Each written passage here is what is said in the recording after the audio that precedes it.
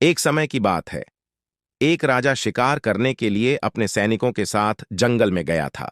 शिकार की तलाश करते करते वह जंगल में भटक गया और अपने सैनिकों से अलग हो गया।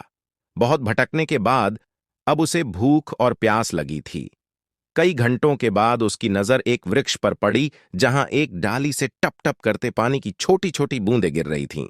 राजा ने पत्तों का द्रोण बनाकर पानी इकट्ठा किया। राजा जैसे ही पानी पीने लगा, एक तोता आया और झपट्टा मारकर द्रोण को गिरा दिया। राजा ने सोचा पंछी को प्यास लगी होगी, इसीलिए वह भी पानी पीना चाहता होगा, लेकिन गलती से उसने झपट्टा मारकर पानी को गिरा दिया। यह सोचकर राजा फिर से खाली द्रोण को भरने लगा। काफी देर के बाद वह द्रोण फिर भर गया। राजा ने खुश होकर जैसे ही द्रोण को उठाया तो तोते ने वापस उसे गिरा दिया। राजा को बहुत तेज गुस्सा आया और उसने तलवार उठाकर तोते पर वार कर किया और उसके प्राण निकल गए। राजा ने सोचा, अब मैं शांति से पानी इकट्ठा करके अपनी प्यास बुझा पाऊंगा।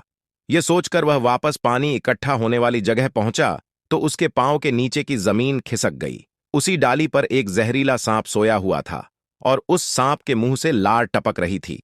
राजा, जिसको पानी समझ रहा था, वह सांप की जहरीली लार थी। राजा का मन ग्लानि से भर गया।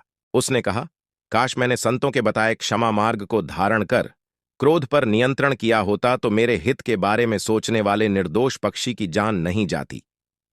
राजा को अपने व्यवहार पर बहुत पश्चाताप हो रहा था।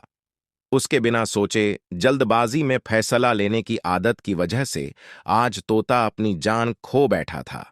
इस कहानी से हमें यह सीख मिलती है कि जल्दबाजी और बिना सोचे विचार किया गया काम हमेशा पश्चाताप का कारण बनता है।